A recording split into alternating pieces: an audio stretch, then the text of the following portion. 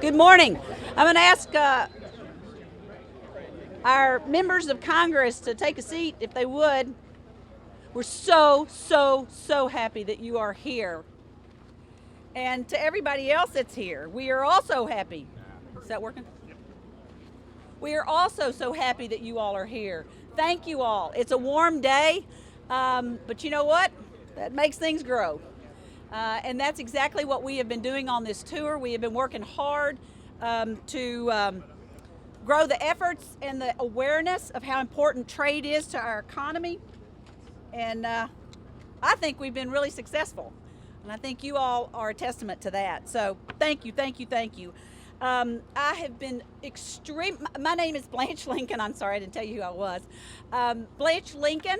I represented the state of Arkansas for the 1st Congressional District for 4 years in the U.S. House of Representatives. And I was very proud to represent my entire state in the United States Senate for 12 years and to be the first woman ever in the history of our country to serve as chairman of the Senate Agriculture Committee. My dad was really proud of that as a 7th generation Arkansas farm family. And my dad was a rice farmer and a few trees on the side. Nonetheless, we are very excited and so proud. I'm very proud to have been traveling with this wonderful group. I started with them in Pennsylvania at a dairy farm that was started in the 1700s and is still going strong. I traveled with them to the Iowa State Fair and had a wonderful panel with my good friend and former colleague, Senator Chuck Grassley. We had good visibility and talking there in terms of what trade means to agriculture, what it means to our economy in this great country. And then got to go to California and visit with apple growers, almond growers, wine grape growers, rice growers, and a whole host of others.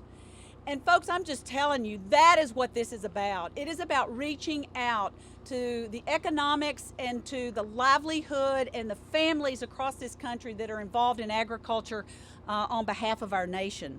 The amazing group of people that I got to travel with, Angela, Carrie, Ryan, Chuck, Matt, all of them that are here, they are amazing.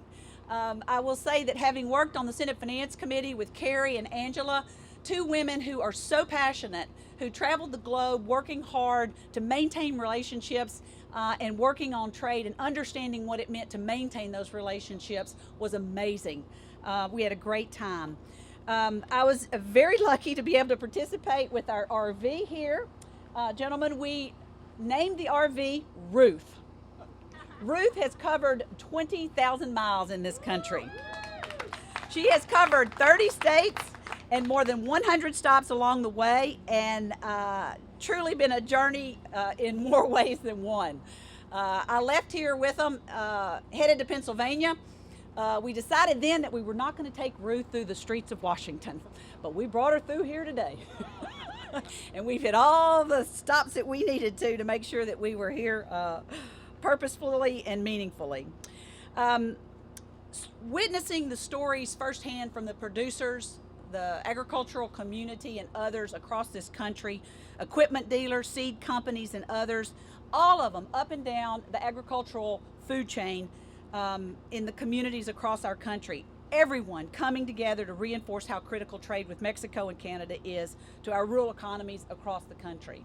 It was a wonderful time and a great opportunity.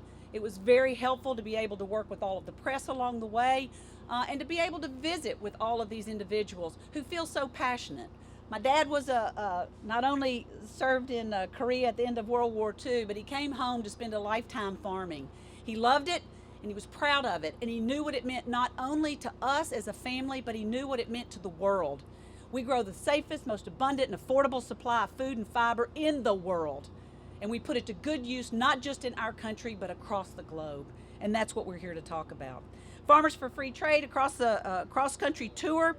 We had a lot of leadership, coordination, and generous support from so many of our agricultural and industry associations. Just a minute to recognize a few of those: Farm Bureau, American Soybean Association, National Corn Growers, U.S. Apple Association, National Milk Producers Federation, U.S. Dairy Export Council, Corn Refiners Association, National Association of Wheat Growers, Distilled Spirits Council.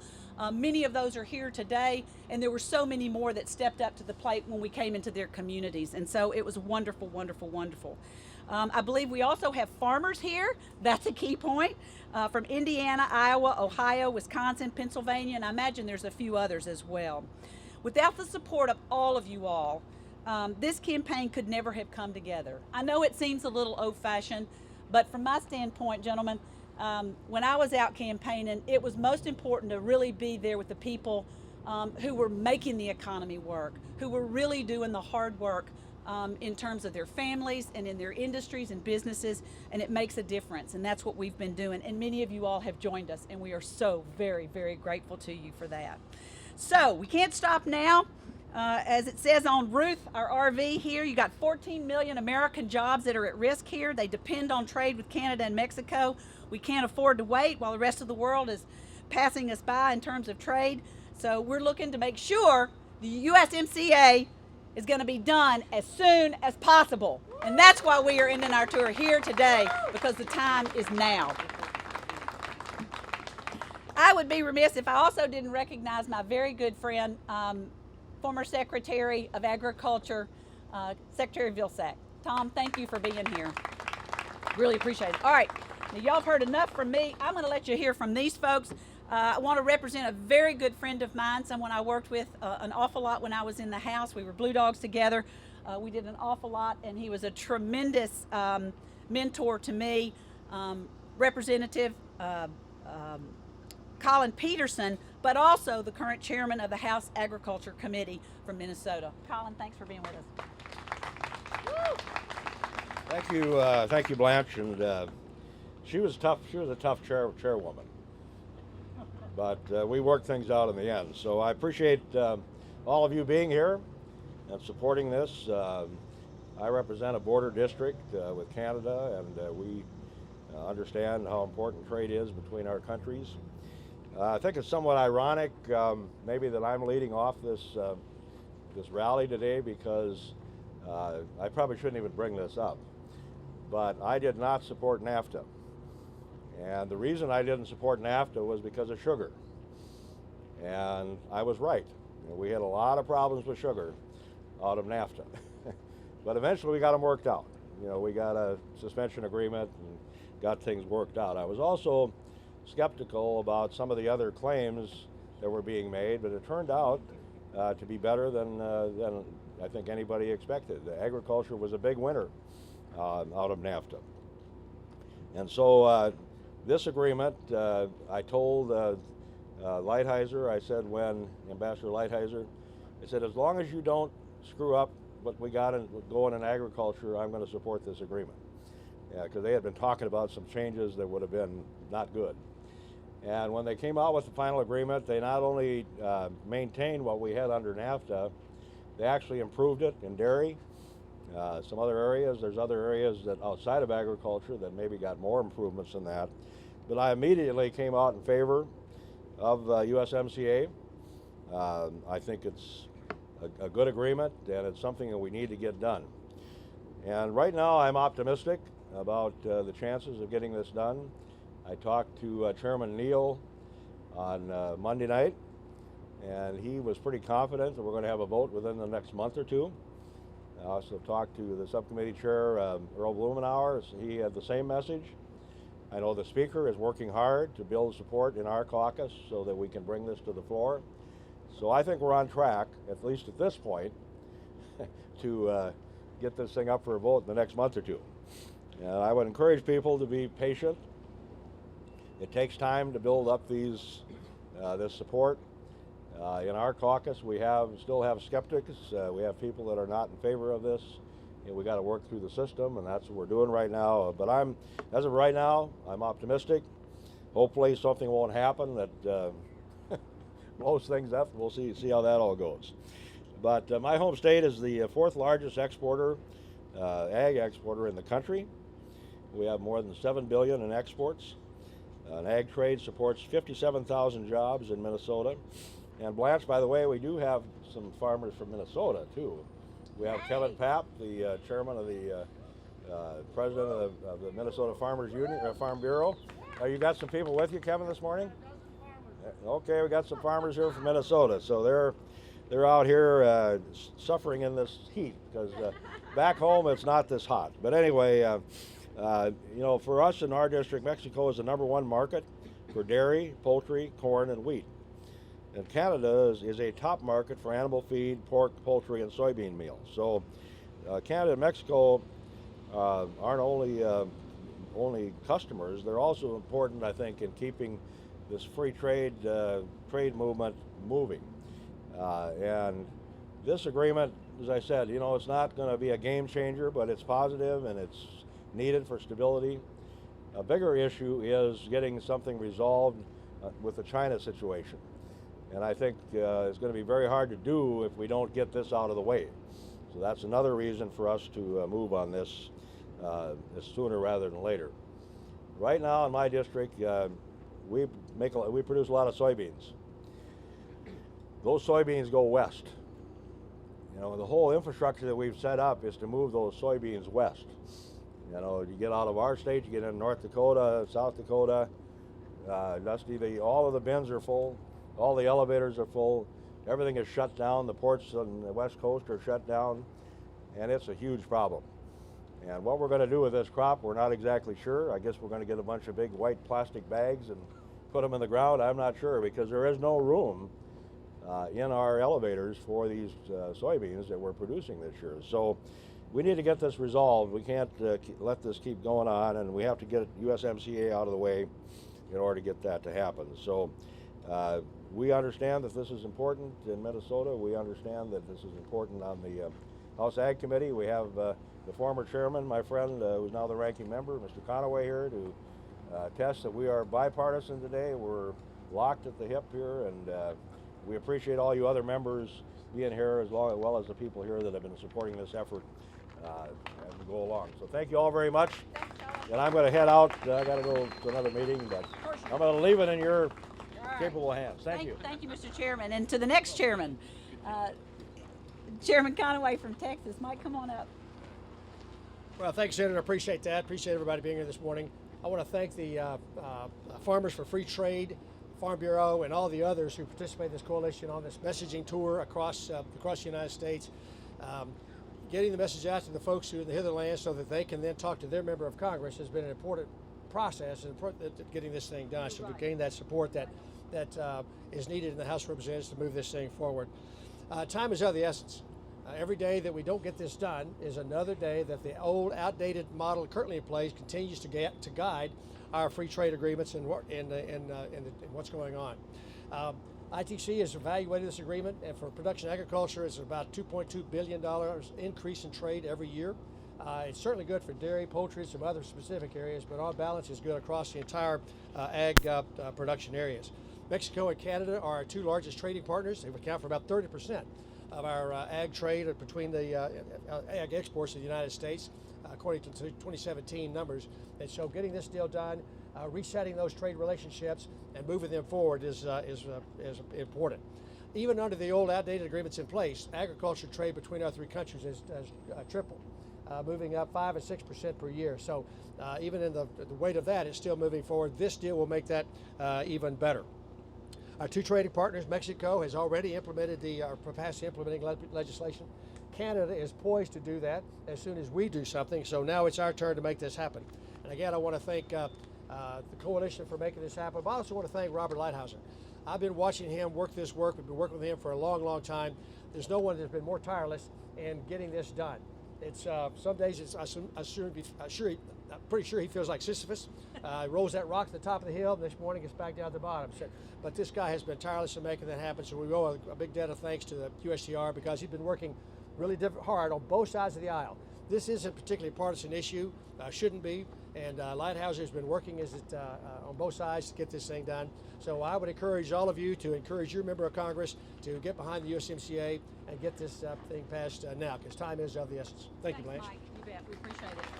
And he's absolutely right. It takes everybody working together, and we do appreciate the fact that everybody's coming to the table. So another chairman, Kevin Brady from Texas. Thank you. Chairman, thanks very much for leading this coalition. Chairman, and thank you just for everything you're doing. It brings so much energy and leadership to this important effort for the country. To Mike Conaway, Chairman Conaway, no one has fought harder for our farmers, our ranchers, our growers, and our cattlemen in Texas, around the country than you. Thank you, Chairman. We're just going to ride your back to one more big victory for American farmers and ranchers with USMCA. Yeah. So we had a good August. Thanks to Farmers for Free Trade, to our growers, to American Farm Bureau, and my Texas Farm Bureau. We built a lot of momentum for this trade agreement over August. It was our farmers and ranchers leading the way, followed by our manufacturers, our tech community, our small businesses, all with one message. America is made for trade. Our ranchers and farmers are made for trade, and all we need to do to grow our country and our families is more customers. And that's what this new Mexico-Canada trade agreement does. It grows more customers with our biggest trading partners, Mexico and Canada. Our state, like the country, is made for trade. This is incredibly important for selling more of our made in Texas, more of our made in America products. This is an outstanding agreement for agriculture. Not only locks in zero tariffs and duties for agriculture, it goes beyond that. It pries open Canada for a lot of our ag products. It makes sure that food safety regulations are science-based. It protects ag biotech here in America, and it streamlines the process so we can move our products across the border to those new customers faster and cheaper and quicker. This is an important agreement for us. I just feel, I'll finish with this. I feel like we have moved to the 20-yard line here. A lot of work that's been done in developing this agreement. For Democrats, this is a dream agreement that is so much better than the existing NAFTA. We have leaders among our Democrats, Chairman Peterson, Henry Cuellar. He and I went to Mexico this August on this. This is, at the end of the day, we can't delay any longer. Every day we delay, it hurts our farmers, our workers, our communities, and our economy in a major way. And it helps China every day we delay. So it is time to act on this agreement. Secondly, this will not be, USMCA won't be just a win for Republicans or a win for the Democrats. This will be a win for the American people. And that's why this will take a bipartisan leadership and a bipartisan support in Congress to do it. I'm confident we can get this agreement to the President's desk this year. Thank you very much. Thank you, Chairman Brady. My husband asked me where I was going this morning, and I told him it was a Farmers for Free Trade rally. And he said to me, he says, well, honey, you're at the 20-yard line in years because my birthday's coming up. He says, get out there and have fun. I also want to just say that Chairman Brady makes another good point. We got to Texas, the momentum got so big, people got so excited we had to add stops. And that's a good thing. So thanks. Our next speaker is Congressman Cuellar from Texas as well. Senator, how are you? Senator, it's a pleasure seeing you again. I see the Secretary also. Secretary, thank you so much for being here, and all my colleagues here.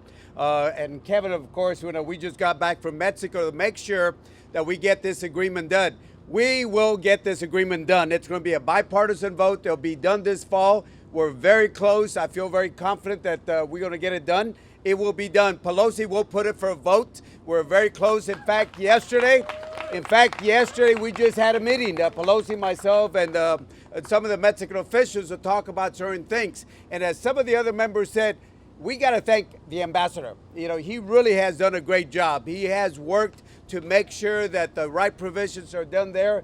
As you know, there was just a counteroffer yesterday, and I think we're going to get there. And as it was said, I talked to Richie Neal yesterday. They want to get to a yes. We're very close, so I feel very confident that we are going to have a vote on this.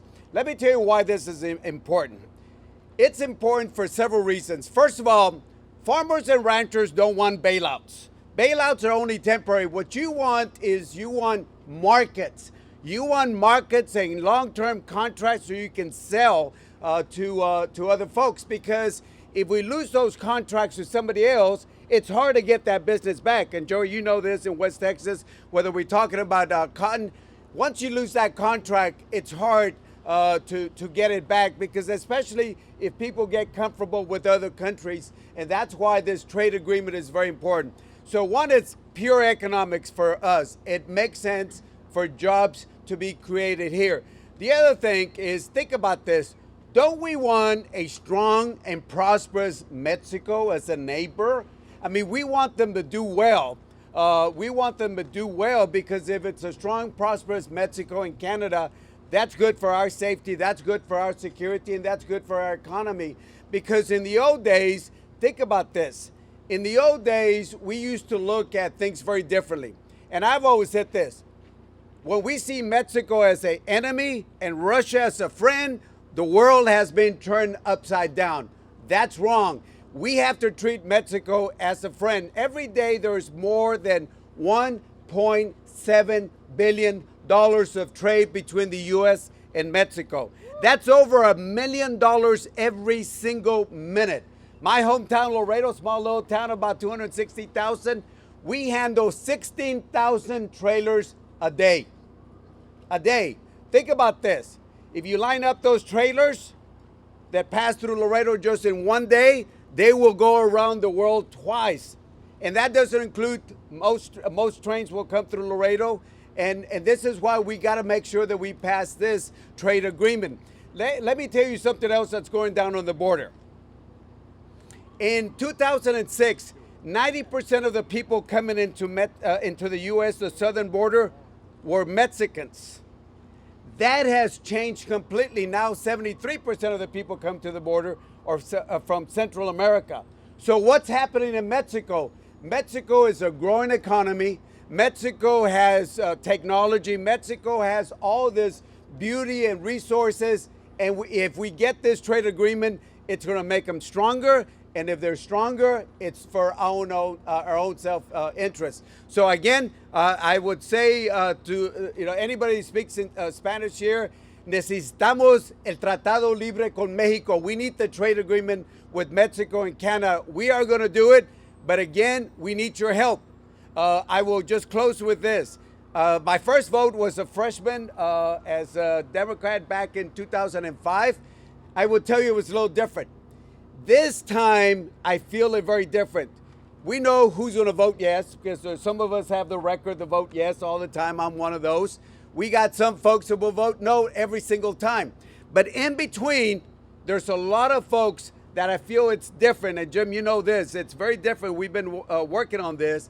There are people that are saying, hey, let me take a look at this. Let me take a look at it. And as I talked to some of the freshman Democrats, some of them said, well, let me see what Ag has to say. I said, bingo. Well, Ag will talk to you because it's important to Ag.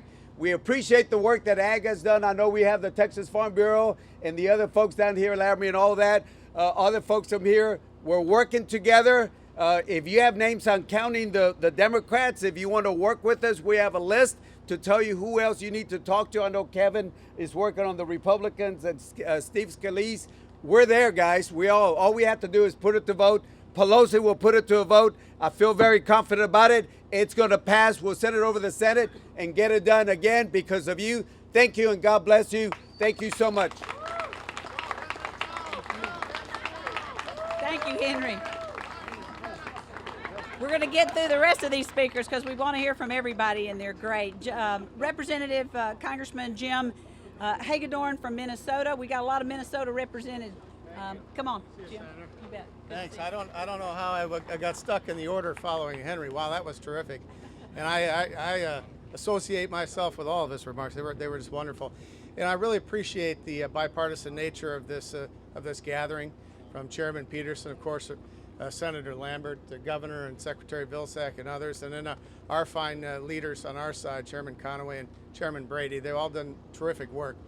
But especially this coalition, the Farmers for Free Trade, they were in our district just south of New Ulm, Minnesota, at the Hoffman Dairy Farm over a month or so ago. It's a great meeting. Had the Farm Bureau, pork producers, a bunch of good farmers there, and we talked about the benefits of the deal. But I can tell you it was an emotional experience. The dairy farmer the Hoffman farm, that I think is 5th generation, and they've been struggling. They need some wins, as they said. And especially this deal is good for dairy. And a lot of the farmers for 5 and 6 years with the low commodity prices, the high input costs, have been struggling. So, when you bring it down to what this is all about, it's about the people, it's about our communities, it's about our way of life. And like they said, they need a win. And right now on the table, this is the win. And it's going to build the momentum we need for the deal with Japan and China and everything else, so we can expand our economy, defend rural America, and support our farmers and agriculture and all of Americans' businesses and consumers. Thank you very much. Thanks, Jim. Appreciate you. We also have Lloyd Smucker from Pennsylvania. The congressman and I were in Pennsylvania together when we kicked off the tour. Welcome, Congressman. Thank you. Thank you. Great to be here to support the USMCA. Yes, I was very proud. This tour started in Pennsylvania, the 11th District, at the Kreider Farm. And it was a wonderful kickoff for an event, and I understand you traveled 20,000 miles since then. So thank you for what you... She's still panting. Ruth, She's still panting. I think it's appropriate that it kicked off in my particular part of Pennsylvania, my particular part of the country. The 11th District is one of the top 10 dairy producing counties in the nation. Agriculture is the top industry, one of the top industries in our economy. We have more egg laying hens than any other district across the country. And the Kreider Farm, where we kick this off, has millions and millions of eggs they're producing on a daily basis. And as Jim just said, farmers in my district today are struggling, particularly the dairy industry has been struggling for a number of years. And so I'm very, very appreciative of the fact that we have a president who has been fighting for the American farmer, who has been fighting for American workers. Manufacturing is very big in my area as well. I think American farmers, American workers can compete. They're the best in the world, and we can compete. And they don't ask for a handout.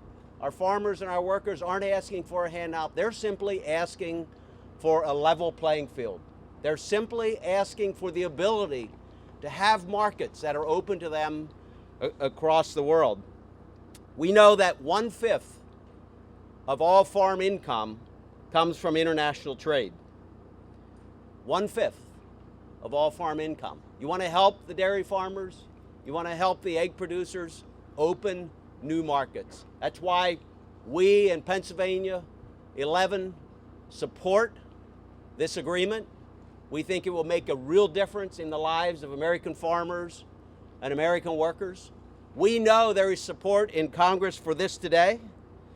So today I urge Speaker Pelosi to schedule this for a vote. It's time we get this done. This will make a significant difference in the lives of the people of Pennsylvania 11.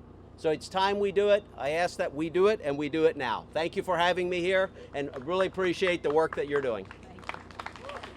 Thank you, Lloyd. I noticed that Congressman Costa has joined us, and we'll have him say a few remarks. Congressman, before you do, I just want to make sure everybody knows that we don't have time for everybody to speak, but we've got some great participation with the members of Congress that are here, and I can't thank you enough. I know how busy your schedules are and what it means. So it's just critically important for you all to know that they've taken time out of their day. As my husband says, got to be present to win. You guys are present, and I'm really proud of that. Jody Arrington from Texas is here. Scott De La Rosa, yes, I didn't get that very, from Tennessee, but that's close to me, Tennessee. Mike Gallagher from Wisconsin, Dusty Johnson from South Dakota, David Rouser from North Carolina, Chip Roy, my glasses are on my head. Chip Roy from Texas, David Schweikert from Arizona, and Glenn Thompson from Pennsylvania. Also, we've got Representative Congressman Bost and Congressman Marshall. What a great group. Thank them. Thank all of these. And then we're going to move to the other speakers that we have, but we're going to first have a word from Congressman Costa. Thank you. Good morning, everybody. Yeah, are you fired up? Yeah. Good. Well, I'm fired up. For American consumers, for American workers, and for American farmers, it is very important that we conclude this trade agreement and we pass it. Let me tell you, as a third-generation family farmer from California, how important this agreement is. But not only from that perspective, California, the #1 agricultural state in the nation, 44% of our agriculture produced in California is exported. Our dairy markets in Mexico are critical. Our wine markets in Canada are essential. And the list goes on and on and on when we talk about California's important role in American agriculture and how dependent upon we're on trade. Some estimate that it's over 14% of our economy is generated through trade with Canada and Mexico. So let me just put it where it is. We have worked very hard on a bipartisan effort to bring this trade agreement to where it is. And obviously we have concerns that the agreements that Mexico has put in place on labor, on the environment, and on biomedical are enforced, because clearly that's important to a fair and level trading field that is critical for, again, American consumers, workers, and farmers and ranchers. This effort started off in California, and I was a part of that effort there. Actually, I don't know, I guess it was 2 months ago.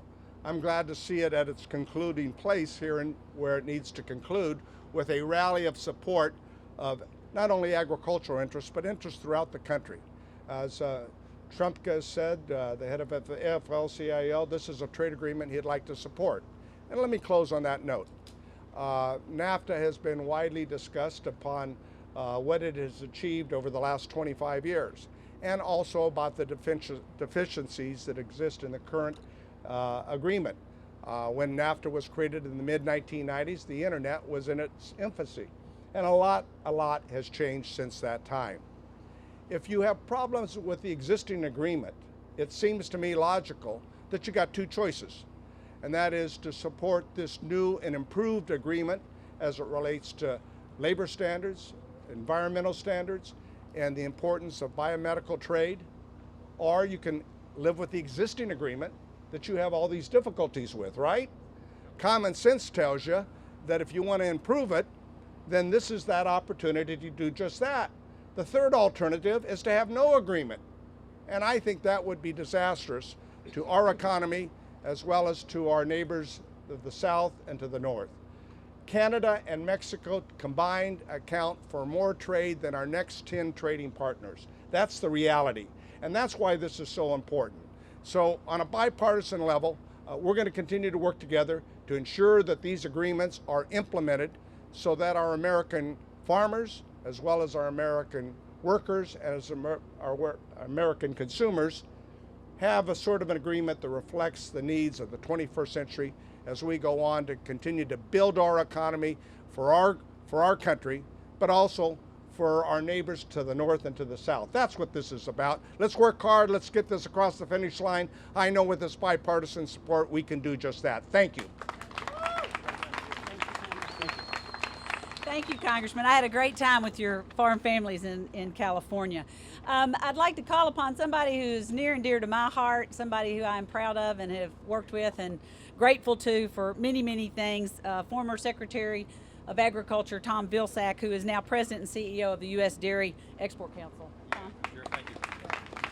Madam Chair, thank you very, very much, and certainly appreciate the opportunity to be here this morning. I want to acknowledge my chairman, Chairman Conaway. I worked with him as well as Glenn Thompson on the Ag Committee, and Jim Costa. Thank you all for being here.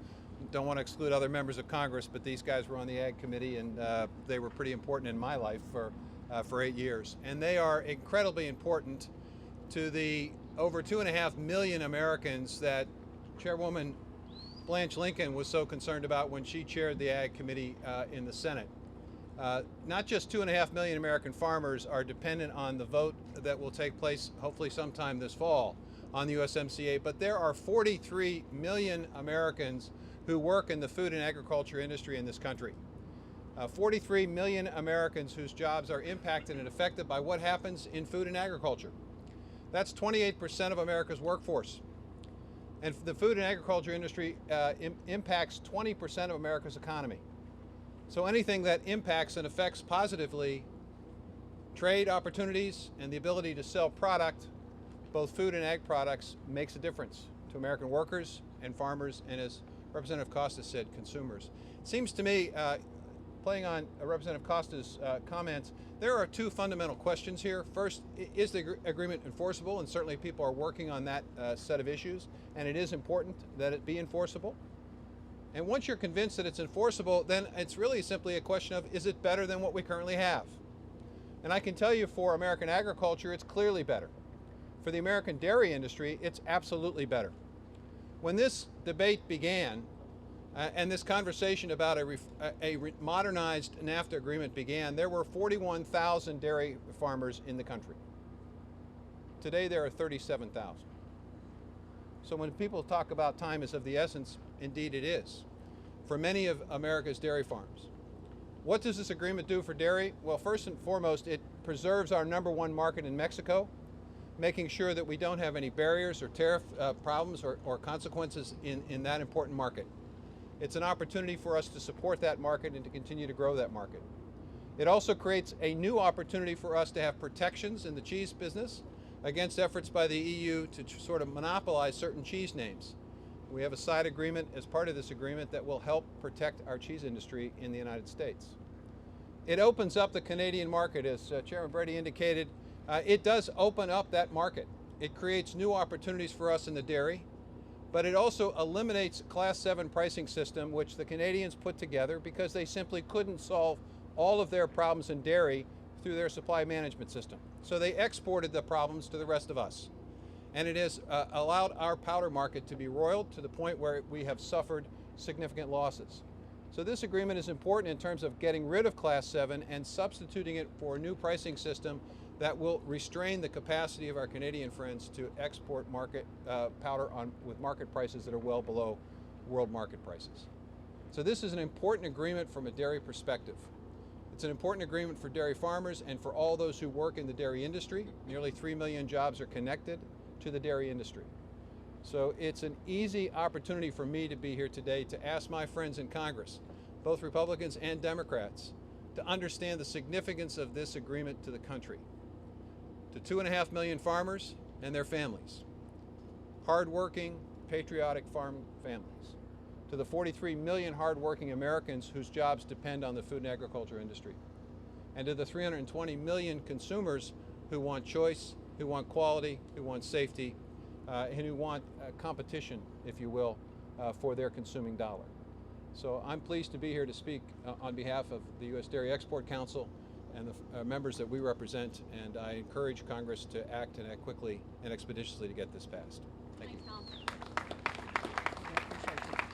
Thanks so much, Mr. Secretary.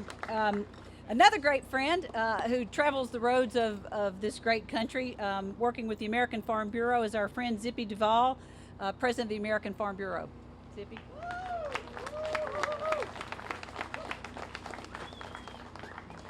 Well, thank you, and I'm so proud to be here, and I'm excited. Aren't you excited? Yeah. In a time when you turn the TV on and all the news reports tears us apart and says we're divided, look who's sitting around with us today, Democrats and Republicans, talking about not just trade for farmers, but trade for Americans. This is such an important trade deal. Agriculture has to have a level playing field, and we have to have open markets. So I want to say first thank you to Blanche and Farmers for Free Trade going around the country to talk about this. Hopefully in every community that you were in, Farm Bureau was there, because we have 2,700 active counties across America where farmers are involved in issues like this. And then I want to say thank you to these congressmen and senators for the effort that they're putting in to make sure that we finish the drill, and that's appropriate in this college football season. We got to finish this drill and get it done. It's important to not just farmers, but all Americans. And then I want to thank the grassroots of our organization. American Farm Bureau represents 6 million families across America. And today we have Minnesotans here. Kevin Papp's president of Minnesota. We have Kansas here with him. Mr. Rich Phelps is president of Kansas, and Randy Crone, who's president of Indiana Farm Bureau, and we have them here. And I know that every one of them, if their schedules would allow them, would be here because this trade treaty is that important. Farmers do not want aid. They want trade. But the only trade that we can afford to be involved in is trade that provides us a level playing field. What sets America apart from the rest of the world is our infrastructure and our ability to be productive. And our farmers are the most productive in the world. Let's get level playing field, fair trade.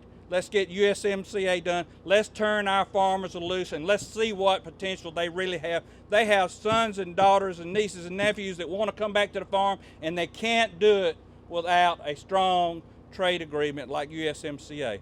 Thank you for being here today. This is a great event. This is a good treaty, and I want to say, let's finish the drill. Let's get this done. Thank you. Thanks, Zippy. We also have with us the National Association of Wheat Growers, who have been enormously helpful to us and supportive, and we appreciate it. Ben Schultz. Ben? Thank you. It's a privilege to be here today. I am a Texas wheat grower and have the privilege to serve on the National Association of Wheat Growers as president at the present time.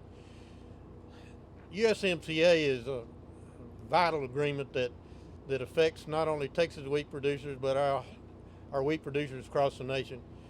We're one of those commodities that 50% of our production annually on an average needs to seek a foreign market. So with this said, you know, we joined in on this movement right at the very beginning to try to help support and influence the activity that's so important to all. In an economy that, as a grower, in an economy that we're in right now, this would be a big boost to not only get this agreement ratified, but it would lead to the trail that this administration has taken toward looking at other agreements with other countries, and in turn the grower, as myself, would look to the market for value in our product. Our interest is to get value back into that product, and that comes back down to affect rural America, our communities. It gives certainty for the future, and as Zippy just mentioned, future generations. As you can see, I'm a generation that will soon be disappearing from the field of ag. But we need to have value in our marketplace to be able to bring those future farmers, ranchers, dairymen, whatever they are, back into the business. So has been displayed today, we're at the finish line and we're ready to see it happen. Thank you. Thanks, Ben. Appreciate you. Thanks, Ben. All right. I get to having too much fun, and I've been told I got to speed it up here, but I've got a lot of other members here. I know their days are filled with literally more than they can humanly do, so we're going to run through folks a little bit quicker if we can and just get down through everybody. Congressman Baird from Indiana, there he is right there. Congressman, come on. Thank you. I'll help you out, Blanche. I usually don't take a lot of time. And I've heard a lot of states mentioned up here before, but I represent Indiana, West Central Indiana. Our president of our Farm Bureau here is Randy. So I just want you to know that Indiana is very supportive of the USMCA. We need that passed as well as these other states, and so we have a lot of good ranchers and farmers and manufacturers as well that are depending on this kind of trade. So I thank you for the opportunity to be here.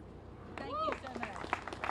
Thanks, Congressman Baird. Congressman Jody Arrington. Where's Jody? There he is. Texas. I thought you were enforcing the too many Texan rule with my two chairmen back there. I just want to say thank you to everybody for the big push. Sort of like Ruth, it's been a long and arduous journey, but we're here, and we need to get it over the line. And after hearing Henry Cuellar, I believe we have a great shot at doing it. And as my colleague said, there's a lot at stake here. There's a lot at stake for our hard-working, God-fearing, freedom-loving farmers that are here in the crowd. And back home in West Texas, the food, fuel, and fiber capital of the United States of America, right, Mike? These guys, they do more than just feed and clothe the American people. Rural America is the backbone of this country. And these folks have the bedrock values that this nation was built on. And we've got to make sure that we don't just have responsible and reliable safety nets in a farm bill. That's critical. But we need a better and brighter future. We need a future prospect for prosperity. And that's what is at stake with USMCA. And I'm proud of this president. One thing hasn't been mentioned. President Trump has made fair trade a priority. And he was right to call out the fact that we don't have even playing field, that we don't have fair trade. And we're not looking to take advantage of anybody. We just want head-to-head competition because we know we have the best producers and operators. We have the best technology, and ultimately we have the best product. And so I'm grateful, Madam Chairman, for your efforts. I'm thankful and blessed to have served under Mike Conaway to get an outstanding farm bill done, a bipartisan farm bill. And I'm also blessed to serve with Chairman Brady to work on this pathway to prosperity for rural America and for all citizens of this great country. So thank you guys. Make the big push. Don't stop. As my colleague Zippy said, finish the drill. God bless. Go West Texas. Thanks, Jody. Thanks, Jody. Congressman Scott Descharlet from Tennessee. You bet. Thank you. Welcome, everybody. What a great day. I represent the great agricultural state of Tennessee, and we have the largest farm bureau in the country in my district of Columbia, Tennessee. They're great leadership there. Jeff Akins and Radonna Rose were kind enough to pull together about 200 farmers for me just a couple of weeks ago in Tennessee. And the take home from that meeting to me was they support President Trump and what he's doing for farmers, and they want this trade agreement done. So Canada wants this, Mexico wants this, our farmers want this, our business and industries want this, so let's get this done. This should not be a partisan issue. This is an American issue, and I'm encouraged by what I'm hearing today, but let's get this done. Thank you so much. Congressman Mike Gallagher from Wisconsin. Is he still here? I know their schedules are getting tight. Congressman Dusty Johnson from South Dakota. Thanks, Dusty. There you go. Zippy had it right. Let's finish the drill. USMCA. All right, let's get it done. All right. David Rouser from North Carolina. He had to go, okay. Chip Roy from Texas. David Schweikert from Arizona. Glenn Thompson. There you go. Pennsylvania. Pennsylvania's right. Senator, thank you so much. And, you know, you talked about what's at risk with 14 million jobs. That's the population of Pennsylvania, to put that in perspective. It is so important to get this done. The month of August, I love August because you're able to be back home in the community, in the field, in the barns, you know, talking with our farm families and the rest of my constituents. And this is on their mind. They're farmers for free trade. And I want to thank Senator, you and your team for those 30 states crisscrossing the United States, bringing this message forward. There's been a lot of great facts and powerful words that have been spoken here today. Let's not forget that the people that are going to benefit most from the passing and the implementation of the USMCA will all be every American family when they wake up in the morning in their hometowns and they're looking for food security. This is what this is about, ultimately, is food security. And I don't care how big your hometown is. It can be a hometown of Washington, D.C. There's millions. It could be Henry Cuellar, who had 200,000. It could be me, where it's 700 people and one red light in my hometown. It doesn't matter what the size is. This UMCA is good for every hometown and every American family. Let's get it done. All right, and I think Congressman Marshall. There we go. You bet. Thank you. All right, good morning, everybody. There's nothing more important to Kansas farmers, Kansas ranchers, Kansas dairy than passing the USMCA agreement. There's nothing that could help our economy more than this agreement. Our president has negotiated a fantastic agreement. It's going to mean thousands of jobs, hundreds of $millions of increased exports for Kansans. We need to get this across the finish line. On behalf of all those Kansas agriculture folks, I call upon Speaker Pelosi to bring this to the House floor and give us the opportunity to vote on this in September. In September, there's no reason to put it off. Let's get this done now. Thanks for having us. Congressman Marshall from Kansas, thanks so much. Some of my best friends, Bob Dole, Pat Roberts, kept me out of trouble a lot. Jim Slattery, a lot of them. Thank you all so much for joining us. I just want to say this is a timely issue. There's nobody that knows better than these members of Congress that once you hit Washington in September, time flies. We got to get things done. We got to make it happen. I got to say, you know, my dad said that it's a blessing to live in this wonderful democratic republic that we live in. But what makes it work is when people that are governed participate in it. And that's what we're asking you to do. You got numbers right here. You can text USMCA to 52886. Send it to somebody that'll pass it along. Get the message out that we've really worked hard here. We've got something that's bipartisan that can really work and move us down the field in our trade and economy and everything else that we've been working so hard for. All right, I'm going to ask the congressman, if whoever's left here, if y'all stand up with us in front of Ruth, get our picture made, and then everybody in the crowd come stand up with Ruth. She is worn out. So thank you all so much for coming. We're so grateful for your presence and for your support.